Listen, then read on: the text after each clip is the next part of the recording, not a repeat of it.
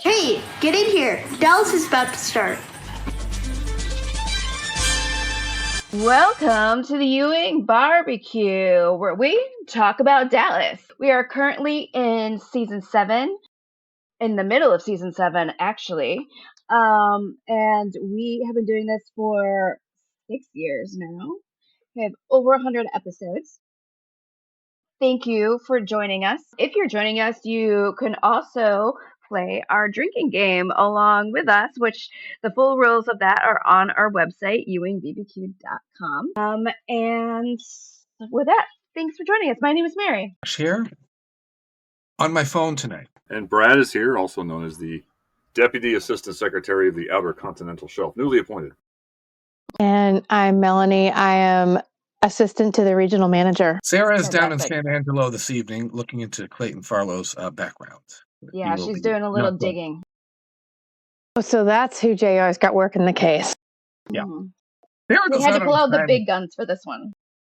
She multitasks. She has many hats that she wears. I would like to give a shout out to our Patreon members, which has grown once again. A big thank you to Brendan Fillick, Captain America, Carrie Carver, Amy Hara, Dr. Cindy Corliss, Jennifer Blake, Richard Lundberg, Marie Johnson, Corey Springhorn, Michael Jung, Jason Carter, Jennifer Indelicato, Laura Bernheim, Carl Reinsch, Anita Wren, and Kristen Carlano.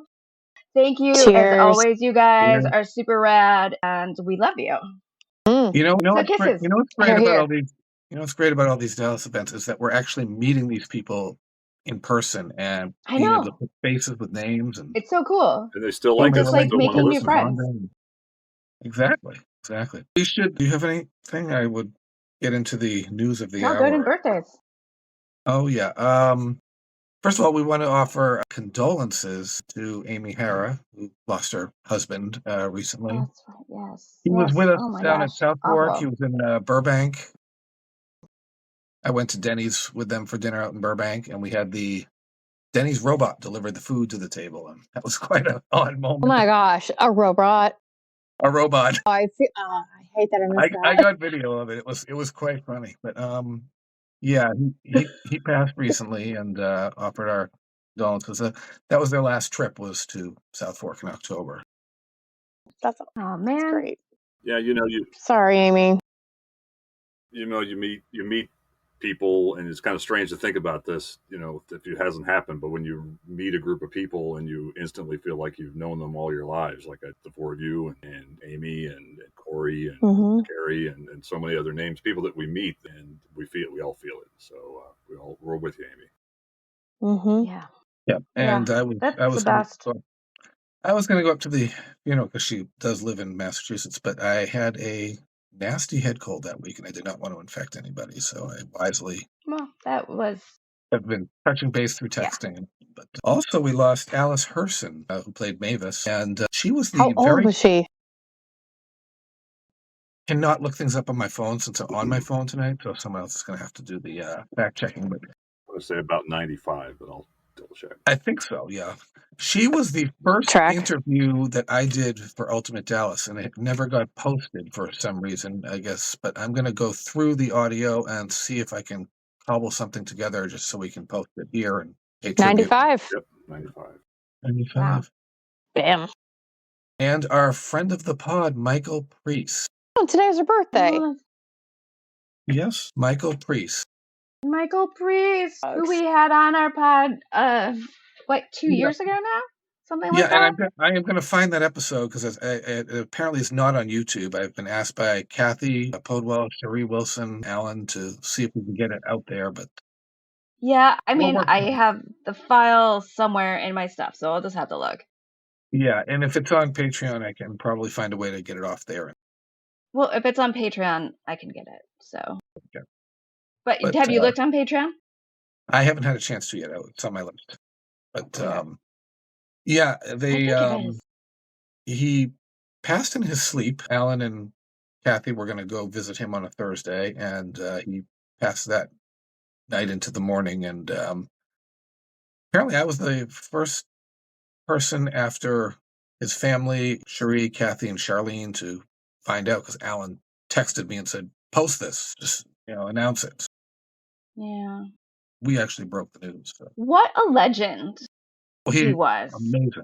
I mean, we were so lucky to be able to talk to him. He was able to tell us so much because he was there more than almost anyone, really. Somewhere in the 60s, a number of episodes that he directed. And he did Knots Landing. He did some Falcon Crest, Seventh Heaven, Walker, Texas Ranger, Streets of San Francisco, where Arnold Schwarzenegger was on once. He directed him. And according to everyone that I've heard, I mean, he was just a legendary television director who will go down in history. Seeing Michael Priest for me was like meeting Bill Asher, who directed I Love Lucy and Bewitched. That was pretty cool. Yeah. Like a legend. And That's really cool. You got to meet him. Little known years fact ago, like 2005. Michael's son-in-law is actually Randy Newman. His daughter Gretchen is married to Randy Newman, so they've been staying in Randy's house. Wow. But yeah, he will be missed. It's pretty cool to have a chance to meet, or at least I wasn't part of that interview, but to at least hear the experience of some of those names. You just see the name on the screen and you don't really know who they are until 20, 30, 40 years later, you get a chance to hear some of their stories. And we're going to work to bring in some of the behind-the-scenes people. I've been in touch with Sue Cabral, and she's free for the next 3 months. Bring her and Carrie Scott Narian. I'm looking so forward to talking to her again because she was amazing when we talked to her. She was fun. Even the tutor Sharon Sachs, who had some things to say about Brad Pitt. And we all got things to say about Brad Pitt. Funny. But you don't talk about the Fight Club. No. That's right. And you don't talk about Meatloaf Fish Tits either. But can we talk about Craft Beer Club? We can always talk about Craft Beer Club. Awesome. All right, is that it, or is there more?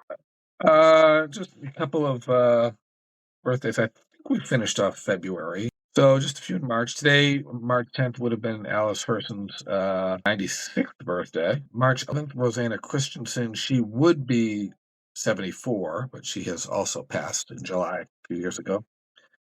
She played Teresa, for anyone that's drawing a blank. March 14th, Steve Kennelly will be 79. And you will be able to see him again at the Southfork Experience in August. Priscilla Presley will be at the Hollywood Show in June. Dennis Patrick, old Von Leland. He also was March 14th, 1918, so that would be 107. He'd be very old. Jeez. Our current patriarch, Patrick Duffy, will be 76 on St. Patrick's Day of all days. St. Patrick's Day. And I actually got to spend his 75th birthday with him at Rhode Island not Rhode Island, 90s Con, and he had flown in through a snowstorm to get there. That's right, yeah. Came a day late, and we all sang happy birthday to him in his line. And then Stacey Keenan and some of the Step-by-Step people took him out to dinner, which was nice.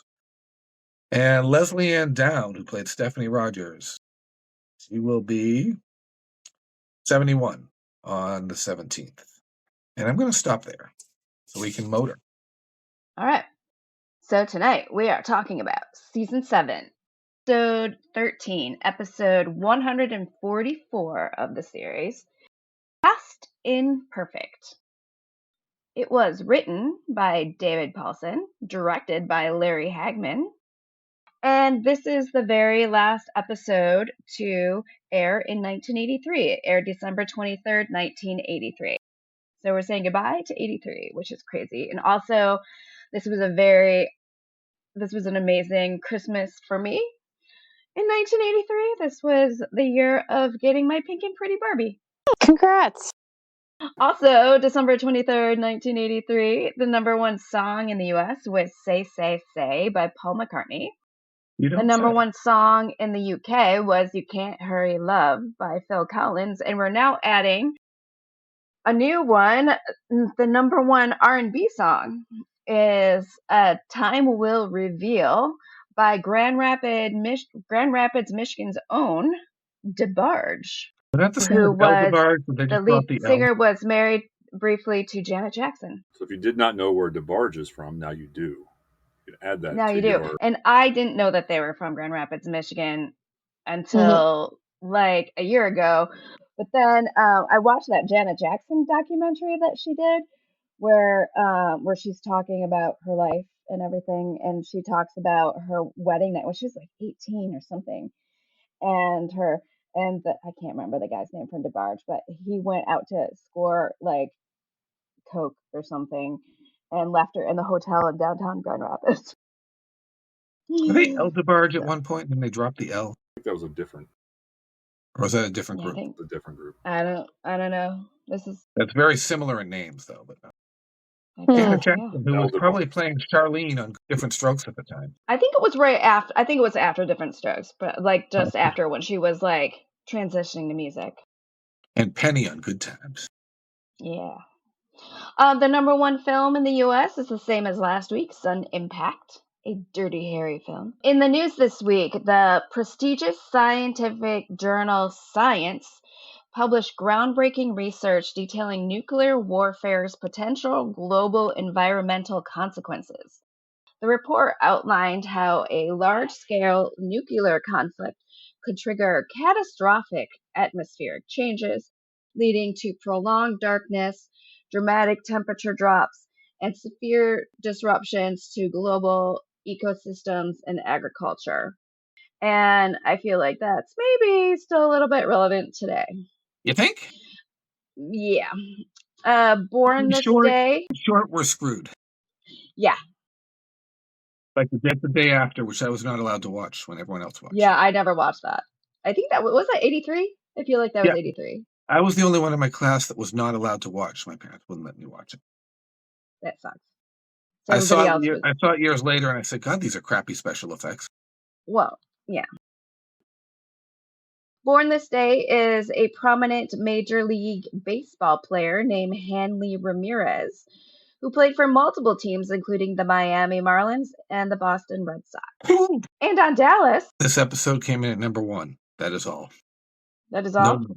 There's a goof in this episode because Ray has definitely met Clayton Farlow before and referred to him as Clayton, first name basis, but in this episode he refers to him as Mr. Farlow. And you may think that it was filmed, there may have been some filming in Dallas, but that is stock footage of Clayton's car pulling into Southfork because they have stopped filming out there at this point. Yeah. So we open on Ewing Oil. JR crashes into Bobby's office, pissed about Clayton and Ellie being engaged. Typical JR, ranting and raving like a lunatic about Clayton Farlow and that carpetbagger from San Angelo and blah, blah, blah, blah, blah. And he can't stand how Ellie he was acting like Ellie belonged to him or whatever, which I just think it's so weird when like sons get like so weirdly protective of their moms in like relationships like this. It's a backwards Norman Bates kind of vibe, I think, here. The mother of 2 sons, I would be weirded out if my kids were like, you can't marry that guy. I don't know. It's maybe a little unfinished grieving, I guess. Maybe they haven't completely 100% accepted that, that's the next step after they've, accepted their father's death is that her mom's life continues to go on, and that's part of it. So, and there was no body, so they couldn't have that closure. Right. So they've dealt with the will, they've dealt with everything, but yeah, he's alligator food on a swamp, unfortunately. Rest in peace. Too soon. But Bobby agrees that he also doesn't love the situation, but they basically have to get over it because she has.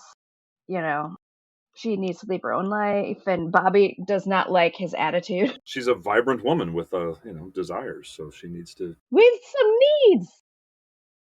To be serviced. The way that Patricia Shepard needs to be serviced, but Bobby's like, hey, I'm going to change the subject. Do you want to go out to lunch with me to talk to the cartel about the offshore oil leases? And JR's just like, what? No, I can't even think about that right now. I got stuff in my brain here. I got things to figure out. Yeah. And that's going on in his head this whole episode is what am I going to do about, even though he's kind of accepting, he realizes Bobby's not going to, do anything about it. So he's going to be on his own as far as what he's going to do about Clayton. Yeah. So then he And then- does have enough time to distract himself and call in Sly to ask about how things went with Barnes at the barbecue.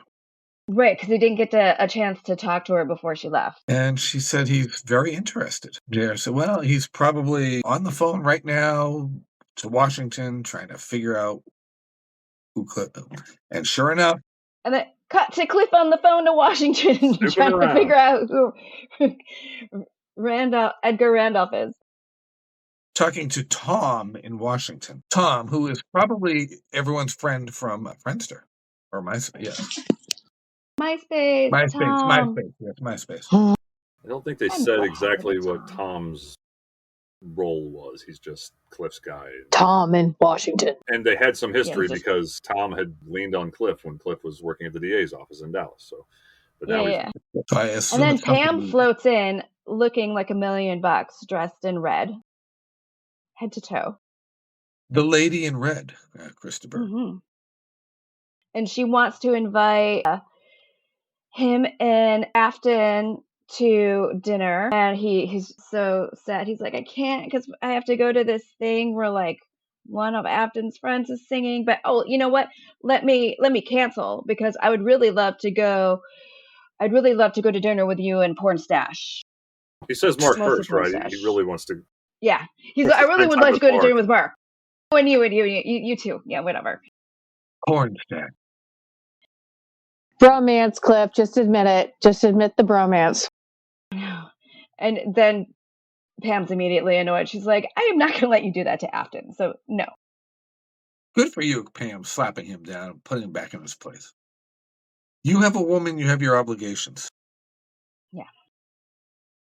Then he asked her if she remembers an Edgar Randolph from when she was married to Bobby, and she does not. Because Bobby was sharing all of his business. Why are you asking me these questions? Yeah.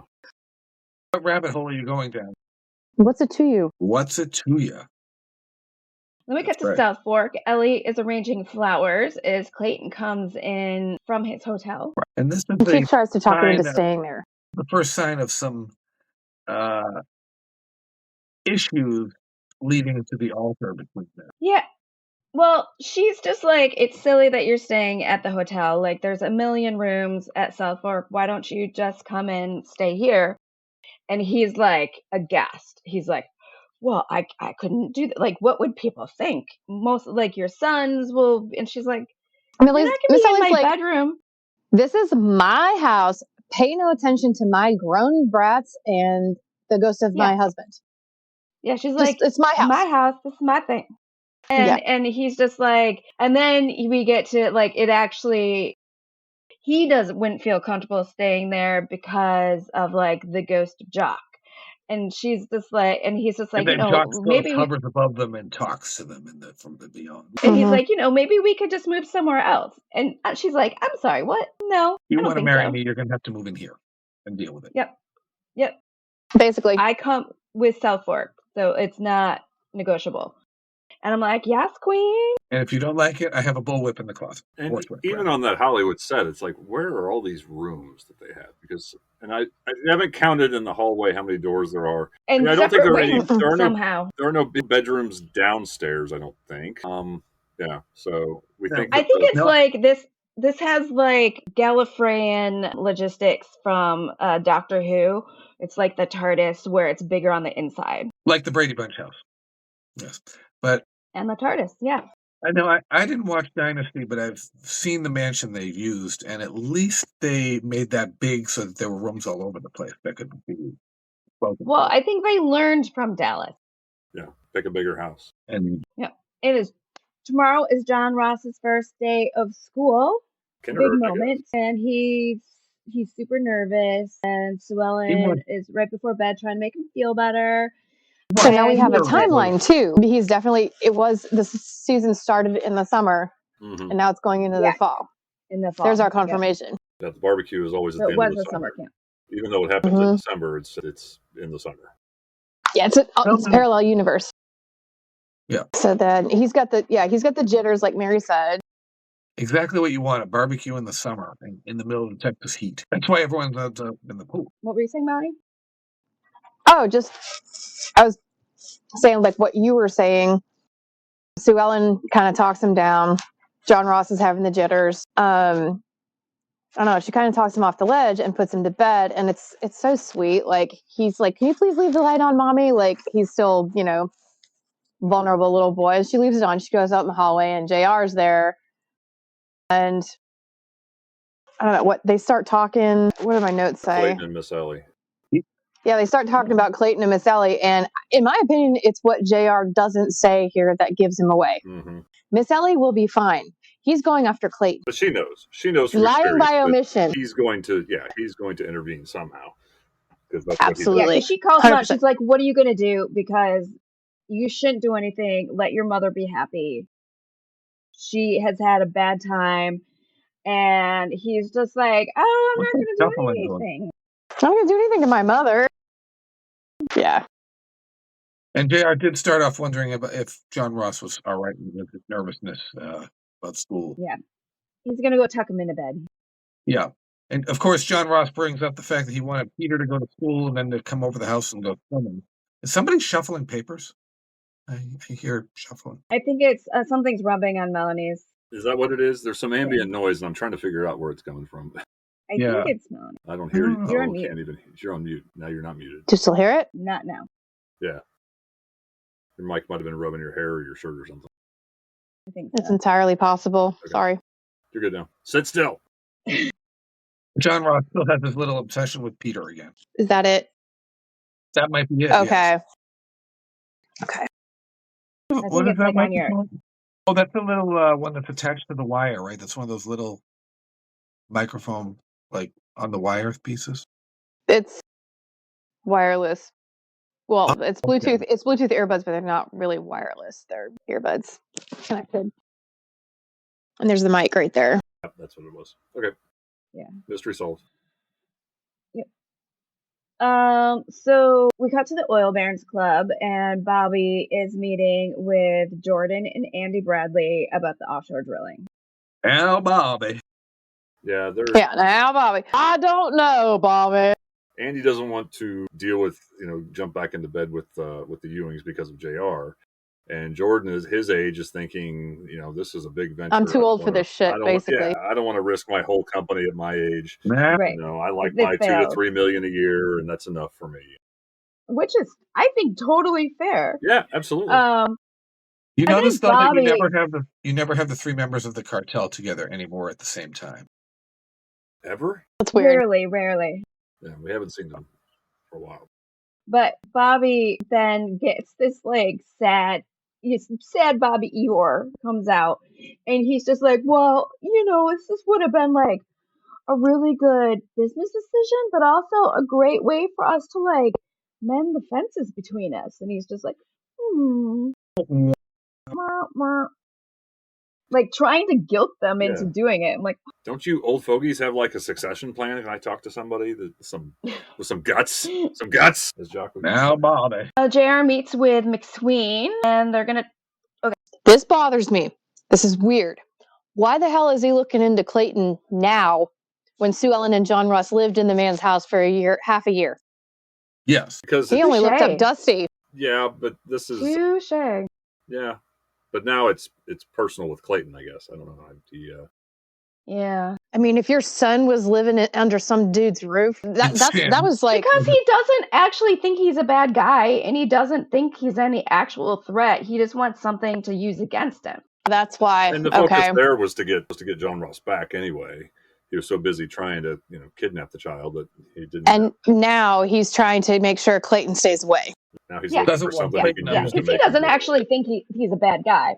He's just He going doesn't to want try to Clayton under his roof. make other people think that. Gaslighting, yes. Yeah.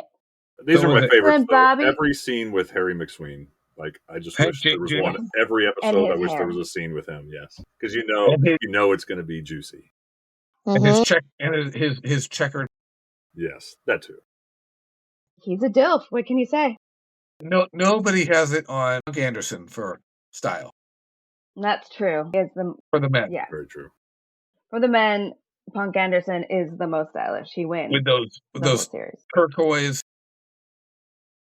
100%. I wish they gave us more Harry, like they give us more of his successor later on in the series, where we see Radigan? what else does Harry do besides, probably not hanging out at strip clubs. And what does he do when he's not meeting with Jay? I mean, he totally could be hanging out at strip clubs. Maybe. We Maybe need a Harry McSween backstory. Yes. We need Amazon or somebody to buy out everything so they can sink some money into some, the Harry That could be in McSween Dallas origin the middle story. years. Dallas the middle years. Harry McSween origin story. Instead of Mad Men, it's Mad Ewing. And then Bobby surprises Jenna in the morning right after Charlie goes off to school. She's still like in her PJs drinking coffee. And he's like, hey, I want to take you He takes her somewhere. coffee. And it's a really cute exchange. Yes, get ready. That I'm coffee- the man. You need to follow instructions. I will get Cub. I will flop you overhead and drag you by hair. Yes, right. He's mad. He takes her coffee. She doesn't get to drink it. She can get another cup. Yes. Yeah, he literally takes it away from her and drinks it. He better have gotten her more coffee later. I am rich. You will do what I say, woman. Melanie, you're muted. Melanie is on mute. Whoops. I was going to say, you're going to take the coffee out of my hand and drink it. You best be rolling by a Dunkin' or something like that on the way. Exactly. You better have, because otherwise, come on. Excuse you? Yeah. Do they have Dunkin' Donuts in every street corner like they do up here in New England? Or is it just a New England thing? There are quite a few. Widespread. But, I mean, they have them, but they're not nearly as populous as... Well, they originated in Quincy. Yeah. We actually went there on Saturday because it was convenient, but it's not my favorite. I live like 3 miles from the original Krispy Kreme. That's good stuff. Yeah. It's so sad that they failed up here in New England, although they are going to be sold at McDonald's around the country. Really?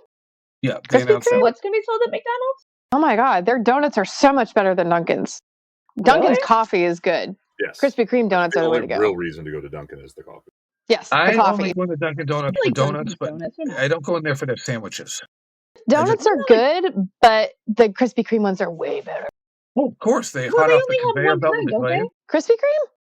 Yeah. No, the glazed one's definitely their most popular, but they do all kinds of them. I haven't been to a Krispy Kreme in years, so. Oh no, they make all kinds of them. They have a glazed jelly donut that Dunkin' Donuts doesn't do. The crullers are great. My favorite donut, though, and some picky, I like the ones that have the like Bavarian cream inside and the chocolate on top. Mm-hmm. The Boston cream donut? Boston cream, yeah. No, or custard filled, quote unquote. Yeah. Yeah, sometimes they're called Long Johns. Those are my favorite. Oh, yeah. I don't like custard in the donuts. I love custard. I don't even like eclairs or cannolis. What? Or Boston cream pies. Oh, come on, man. Mute him. Boston cream pie is so good. It's too sweet. Too sweet. Anyway, Swellen drops John Ross off at his new school to meet his new teacher, Miss Kelly. First name or last name? We don't know. I don't know. And then she turns around. Miss Ellie and Miss Kelly. What the fuck? You little stalker. Yeah. This is not okay. Yes, exactly. Miss Ellie and Miss Kelly. So you're lucky he's not getting the cops called on him for being a strange man hanging outside of an elementary school. He looks so studly standing there with his Jeep and his arms crossed and his foot up and everything, right? I mean, you're going to call the cops on the guy from Blue Lagoon? Yeah. Mary, as a mother, what would your first instinct be? He was having sex with his cousin in Blue Lagoon. Of course, I'm calling the cops. Danger? Okay. Yeah. I mean, this rewatch has made me completely change my feelings about the Peter Swellen situation. Yeah. It has. It's cringe, one of the biggest thing that it's changed. Breaking it down scene by scene. Yeah. I used to think, oh no, they just like he really likes her. No, dude's being creepy AF. Yeah. She's literally like, stay away from me. She's blocking traffic. He pressures her. He's like borderline manipulating her. Well, he is manipulating her. He's totally manipulating her. Totally, yeah. And also, I do have to say, making her commit one of the biggest sins you can as a parent, dropping your kid off at school on the first day, you cannot get out of your car at the drop off and walk away. That is a big deal. But she's a Ewing. She does what she wants. Yeah, keep it moving. That didn't stop those horns from beeping. That lady was beeping her horn furiously. Yeah. Oh my god. At my kids' elementary school, that would have been like parents throwing down. Mm-hmm. Like that was just wrong. That's just, he needs to go. But she reluctantly agrees to follow him so that they can talk. That's the thing, is like she keeps saying no, but then she keeps doing these things. Like, but then she relents. He keeps pushing, yeah. And it's The like, same with JR. why doesn't she just be? I mean, this is what, like I said, breaking it down scene by scene like this, it's just so unrealistic that she would be like, no, we can't have this relationship. No, I wouldn't even say anything about feelings. No, we can't have this relationship. Nothing more than feelings. But then, yeah, caving to what this child wants to do. And you know what? She does the same thing with JR. She tells him no, and then he looks at her cross-eyed and she melts. If this were Yellowstone, he would have gone to the train station. He would have been. But she also, like, legit has no reason to keep being nice to him. She really doesn't. No. She owes him nothing. Right. Summer camp. She doesn't owe him anything. Yeah. Summer camp is over. The counselor needs to go away. I'm kind of surprised that, she didn't get. Honestly, like, this is one situation where if it got creepy like this, I might actually see if JR could step in and use his muscle. Right. Be like, hey, this dude's bothering me. Get Harry to send some good dudes to beat get him up. out of my life. Yeah. Get him out of Dallas, please. Because she can't handle this college student. He had goons go all the way to. He had goons go all the way to Tennessee to Lily Mae Clement to get Lucy back when she was a baby. Mm-hmm. So ripping her from Valine's arms all the way in Tennessee. So yeah, you can get rid of creepy little pouty college manipulative Blue Lagoon cousin screwing boy. And then we got Fly. Said my piece. Fly meeting Cliff. I love how she's playing both sides of the fence here, and she's just so damn good at it. So good at it. She's giving him just enough to just get him worked up, like they're meeting in secret and there are no notes, so I don't know. It must be. I'm not allowed in these meetings. I don't know what to say. I don't know what goes on there, Mr. Barnes. Cliff is just eating it up, like just so intrigued by what could this be.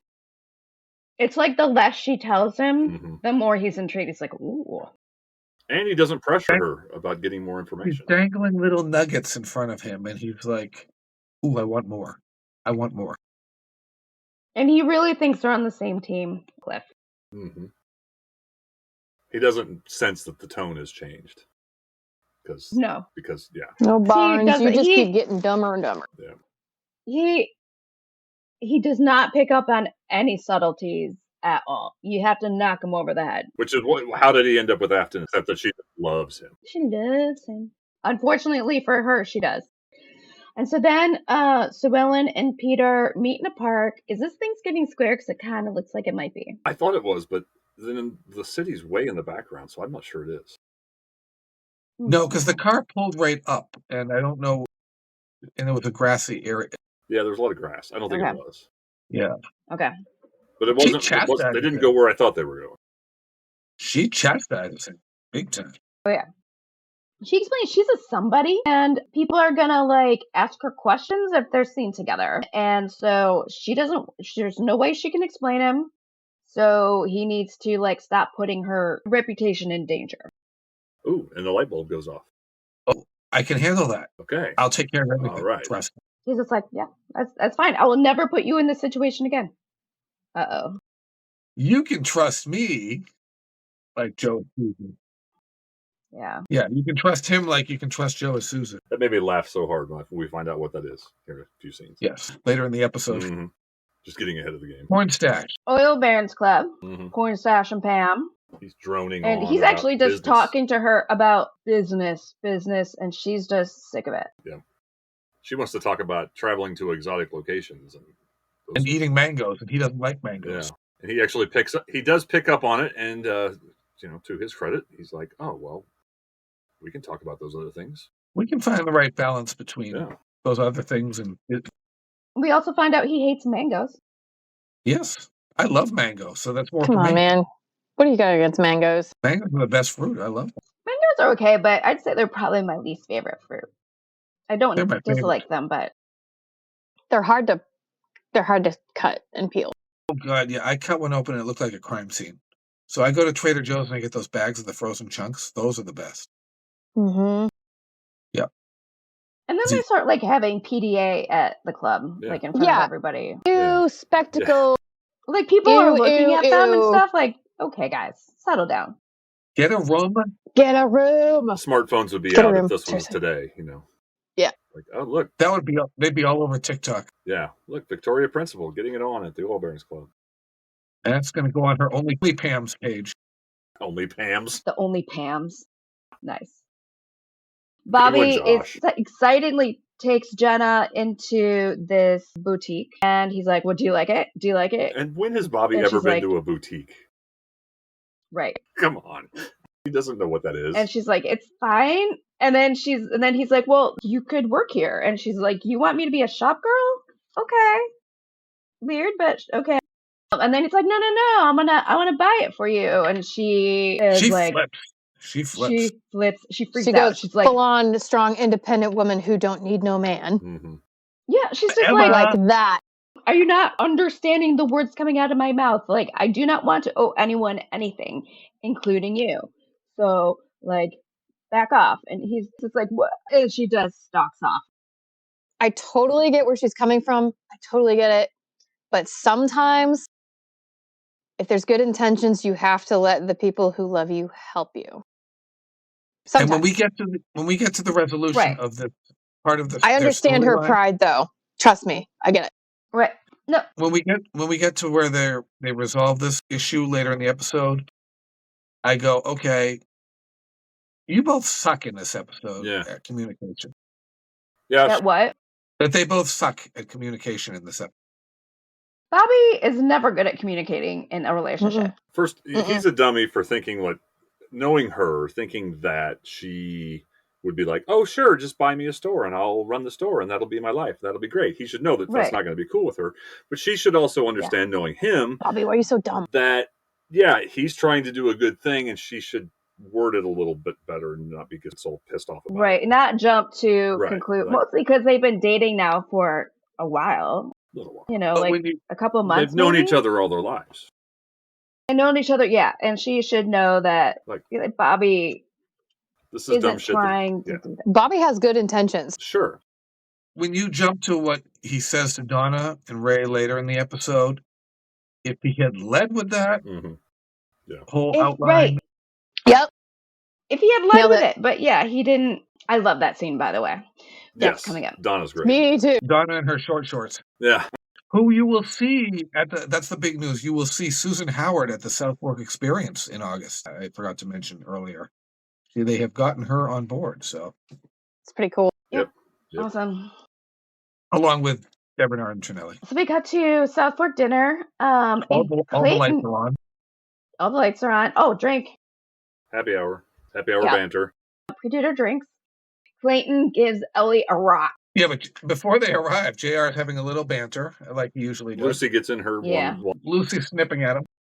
I'm like, come on, JR, everybody's on to you. Like, knock it off. You are so unoriginal. Everybody knows you're up to no good all the time. Why do you even still try? Like, come on, dude. Because it amuses him, I guess. I think so, probably. They're all like toys to him. I'm just going to drop my little lines in here. And I bet almost all this stuff at the pre-dinner drinks are improvised. That's what I get the feeling. Probably. Feels like it, yeah. Well, do you remember when Michael Priest said that he would just, at some point, he and Leonard Katzman would just hand them blank scripts that fill in your lines? Yeah. I believe it. Yep. Yeah. And then we cut to after dinner later that night. JR is in his bedroom, pissed, and he throws his jacket on his bed. And there's that dramatic music, too. Very dramatic. And he calls Harry. And he wants answers. And JR, why are you being an impatient dick with your hired muscle? That's not a good idea. He's also a cop. If he decides to turn on you... All your secrets are out there. Dude, I mean, seriously, if Harry wanted to turn him in, he could have so much dirt on him. But, it would also take him down. But also, Harry's been... It would take him down. Corrupt for doing this, too, so he can't... Right. They've got each other. It would take both of them down. Mm-hmm. Harry's going to know that he probably has other people on his side, and JR would get back at him. So, I think Absolutely. But he wants the information yesterday. Yeah. And he's like, all right, I'm working on it. But don't be an impatient dick to your house. He wanted that information before he ever met Clayton. So we got to the Barneses and the porn stashes are having dinner at Afton's. There's more than one porn station. The Barneses and the porn stashes. Afton made dinner. Everybody's enjoying except Cliff because he wants to talk He's about like, he wants to talk about offshore drilling. It's not out of a Chinese carton. Right. That's why he's... Right. If she had made that dinner and put it in a Chinese carton, would he be like chowing it down? Yeah. Of course. Even if it was Italian, he'd yeah. Because even if when he finally eats it, he's like, "Oh, this is really good." Because he's got something on his mind. He doesn't even know what he's eating. Yes. Yeah. And a little trivia there about Chinese cartons. Did you know they were designed so that you could take the wire thing out and it folds down into a plate? Into a plate. Yep.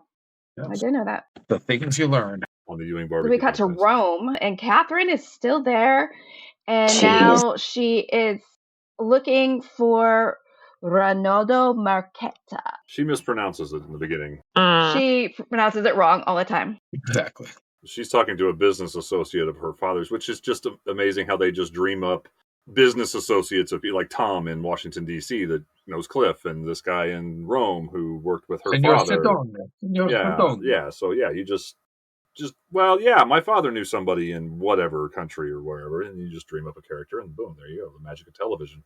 They are big business people, and they have connections, so it's not unreasonable. But yes, we do invent them for these purposes. Oh wait, we need one in Italy. Yeah. Let's just. We don't need a backstory for this. Nope. Boom. Signor Sedon. Oh, you need a child? Boom. An unknown love child that's 21 years old now shows up in town? Boom. There we go. You need a falsified birth certificate? Boom. So John Ross is getting out of school, and Peter has left a note on Sue Ellen's car. Creepy! I mean, the timing this guy has, that's pretty good, though. I mean, he just swings by while she's out of the car, leaves a note, and he's gone before she gets back to the car. That's pretty cool. Right. Ugh. Meet him at Jay's coffee shop. And she's just like... creepy. Even his handwriting is sus. It's like... Even the handwriting. Serial killer. And she's just immediately pissed. Like, God damn it. She's livid. Scratch. Only you would pick on the handwriting. It does look like a ransom note. It looks like he wrote it with his foot. I mean, you know. The next one will be newspaper cutouts. Unmarked bills. Exactly. But she goes anyway, and she's mad. She's livid. And she's like, can I be any clearer? I do not want to have any relationship with you. But I don't want this. But he's got a plan. Go away. Out of my life. Go away. But he has a plan. He's like, but I bought us an apartment. Oh, JR, can you take him to the train station, please? Rented an apartment that they can shack up in from 9:30 to noon. Like, just imagine, before we even get there, just imagine, like, okay, did he think this through? Like, she'll just come over to my apartment, after she drops off Peter or John Ross at school, and then we'll just whatever, and then she'll leave it to go pick him up. I'm sorry. And he'll go to the audacity of him thinking that is ridiculous. They kissed twice, 1.5 times. It's so childlike. Was he watching The Graduate? Did he think this was Mrs. Robinson? Yeah, although she seduced him. It was her leg. It was her leg. Yes, but she seduced Dustin Hoffman in that, not the other way around. Right. But although that was her leg that she got paid $25 for. Right. But then she again says she has feelings. I know. Even though she doesn't want the relationship, she has feelings. I have I'm like, that's just fueling his fire because you keep giving in. Can we get the shotgun out of the hall closet, please? You can use it on reporters. You can use it on stalkers. So then we go to the oil barons, where Bobby and Ray are meeting with Clayton. Jr. is supposed to be there, but they're like, he's not going to come. Yeah, he's not. But they're there to sort out Miss Ellie's life. Yes. Talk this over without her there. It's almost like he's asking permission to marry their mother, the way you might ask. Yeah, kind of.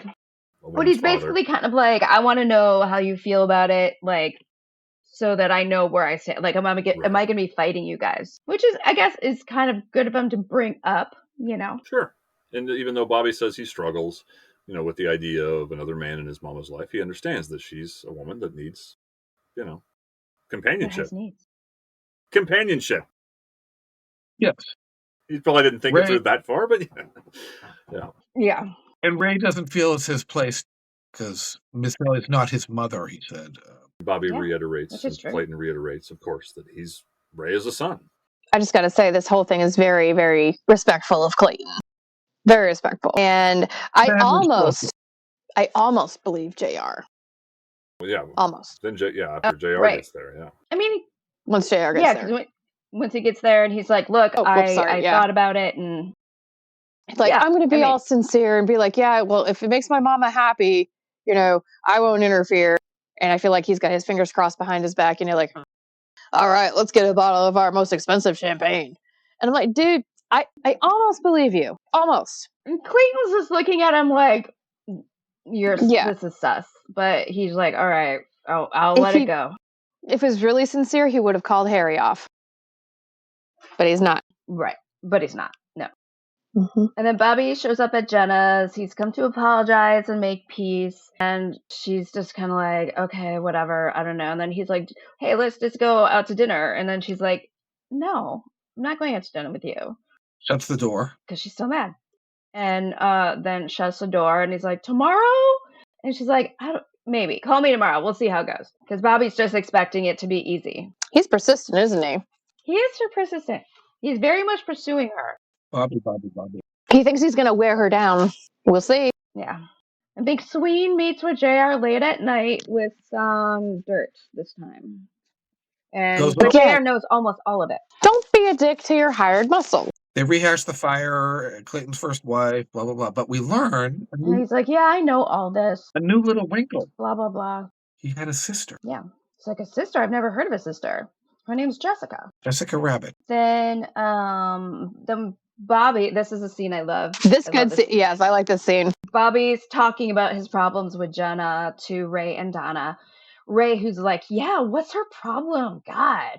And Donna's like, you're both idiots. I know. I'm like, you're trying to talk to Donna Culver-Krebs about this shit? Like, come on. He's come to the right place to figure it out. He has. Yeah. He has, right. Like, you're asking her this stuff? I mean, dude, she's schooling him. She's going to put it in terms that he can understand, yes. Because she thinks like a man and a woman sometimes. And at one point I was like, Bobby, do you even hear yourself right now? No, he doesn't. He's like, well, yeah, I don't mind this, about working and stuff. And Donna's like, it's not your choice. Right. Like, you're kind of imposing, man. She's like, you insulted her. Yeah. You're insulted. You're saying she's not good enough for you. And he's like, no, I'm not saying that at all. And she's like, but that's what she's hearing. So don't say it like that. And then we learned that he was going to finance it for her and she was going to have to pay him back. Right. That sounds made up. Why didn't you lead with that? And this whole thing would have been avoided. Yeah. Like, it could have been a conversation ahead of time. Because he approached it like it was a gift.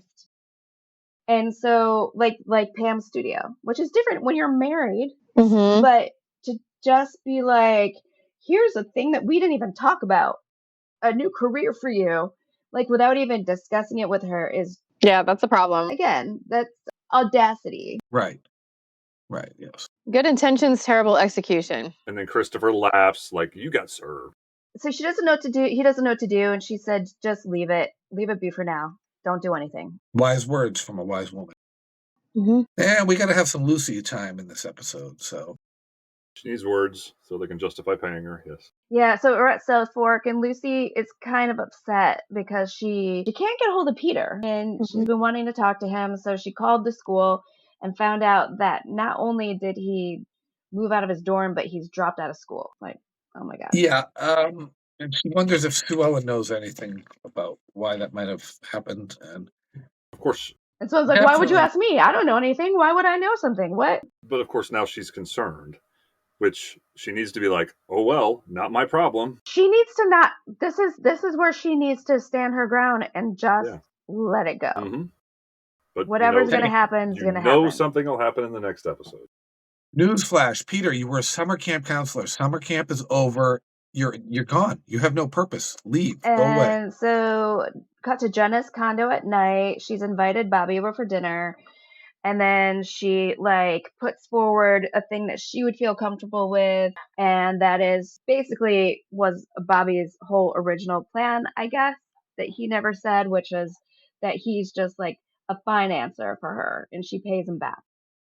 And if he had just led with that, we could have avoided this whole thing. But now Right. he can let it Right. be her idea. And so he still gets to be dumb Bobby, even though the whole financing thing sounded made up. He gets to be dumb Bobby because it was her idea to pay him back for loaning her the money to buy the boutique. Right. Which I don't know if they said, I don't remember any previous episodes of them talking about her being into that kind of stuff. So owning a boutique, is that really what she's into? She was into fashion, Okay. and when it was Francine Tacker in 1980, Okay. she was working for Vogue. Well, there we go. And I'm surprised that with Pam doing shoots for the store and Alex Ward and all that, and that they never crossed paths professionally. Well, it's a big business. They probably did. Maybe she wasn't doing it for very long. We just couldn't figure out whose face she had. And then we cut to Porn Stash and Pam kissing. Cliff walks in. He wants to talk. They don't want to talk. They're ignoring him and they walk out. Yeah, he wants to interrupt their together time for talking about offshore drilling and Ewing Oil. And they're like, we don't know anything about that. And you were supposed to leave Ewing Oil alone. Why are you bringing this up? Mm-hmm. That scene cracked me up. Yeah. Anytime nobody wants to talk to Cliff about what he wants to talk about, that's funny. They just walk out at him. Oh, it's too funny. You're right. Then we come to our final scene of the night. And this final scene, that something big is about to happen. Like, something violent is going to happen because it's a handheld camera. Somebody who's more of an expert knows. Can I say I love the handheld camera in this? Yeah. Yes. Right from the beginning, something's about to happen because it's a handheld camera. Like, JR is going to get shot again. Dun, dun. And it was shaky, and it was 24 before 24 was 24. Yeah. The camera moved. So JR and Sly are just finishing up work for the night, and then Clayton barges in. Dun, dun, dun. The elevator door opens, and Clayton comes in. The elevator was loud coming up. Yeah. Did you notice that? The sound of the elevator was really It was overly... an angry elevator. They wanted to alert the It was audience. an angry elevator, yeah. Pay attention. Mm-hmm. Clayton's figured it out. And Clayton found out that he's been nosing around. JR tries to deny it, and Clayton just literally pushes him down. He's like, don't even try to, I know. I said he came huffing and puffing in like the big bad wolf, and he was going to blow that house down. His big barrel chest out there, huffing and puffing. But JR caves, and he admits to it, but he claims, like, Clayton, you would have done the same thing if the situation was reversed. I just care about my mama. And I think Clayton kind of understands that a little bit, so he kind of backs off. Yeah. But also, stay out of my business. Business. But JR's now super excited because he's like, if he was that upset, that means he has something to hide. And Scene. JR smiling, drink once. freeze frame. Okay, I'm giving this like 4.25 bourbons Harsh. and a new boutique. I wanted to say from the beginning of this episode, we talked about DeBarge. L. DeBarge is a person. He was a member of DeBarge with his brothers and sisters. So there's the answer to that. Nice. I don't know which one was married to Okay. Janet Jackson. I give this episode a 4.65 bourbons, which is unusual that I am so high and you're low, Mary. But 4.65 bourbons and one of those fantastic NFL bedspreads that John Ross had, with all the team names and logos on it. I'm going to give this one 4.5 bourbons and a bonus for Harry, even though he's a dirty cop because JR is a dick. Okay. I am going to go... Bobby and Jenna's whole thing just pissed me off, that lack of communication. And I'm just going to go with a 4.4 and a nice shaky handheld camera. Oh, I'm higher than everybody. That never happens. No, I know, it doesn't. We had to throw you a bone. And we don't discuss this event. We do not. No, we keep it secret like the Academy Awards. Yes. You don't know until we open the envelope. I didn't know until about 4 hours ago. Awesome. Well, that was fun. Any closing statements? No, stay tuned for as we get further into spring. We have one of our friends, Charlie Murphy, not Eddie Murphy's brother, by the way, Brad. Thank you. Charlie Murphy! I'm Rick James, bitch! Charlie Murphy, yeah. When Army Katz met him, he kept going, Charlie Murphy. No, Charlie Murphy is a resident of Fairhaven, Massachusetts, and he has a group called Mo Life, and they're doing their yearly fundraiser gala the same weekend that the Yellow Rose Gala is in Dallas, but this is in Fairhaven, Massachusetts, and it raises money for disabled people. And his guest this year is Deborah Trinelli, who's coming in for it. And going to have them on just to give them a chance to talk about it. And Charlie's he's a fellow fan that we've met at several of the past super nice guy. Dallas events. He actually had the buffet at Southfork. He had a plate for me at the table that I would walk by and just keep eating off of as I was walking around getting footage. So that's coming up. But then we move into spring and start some of our Southfork Experience episodes that we will look forward to doing. Subscribe to the YouTube channel so you can see these interviews right away. And who else is coming there this summer? Lee McCluskey. And if you are not watching this live on Twitch right now, please follow us on twitch.tv/EwingBBQ. And you can get reminders that we are going to be recording if you join our Patreon. And that is patreon.com/EwingBBQ. Even if you join for free, you'll get our messages that we send out about what's going on. And it's 100% free to watch us on Twitch. Yeah, that's 100% free. Live or replay. Extra special thanks to all the people who give us a little money. That's amazing. Yeah. All right, see you next time. Bye. Good night. Y'all come back now, you hear? Take care of yourselves. And each other. The Ewing Barbecue Podcast is a Stitches creative production. Produced, edited, and graphic designed by Mary Louise Hutter. That's me. Social media by Josh Eilberg and Brad Mulholland. Our Southfork expert and behind-the-scenes helper is Jenna Tim. Please check out our website, ewingbbq.com, for all things Dallas and Ewing barbecue related. Copyright 2025. Sit, Bella Lugosi, sit. Good dog.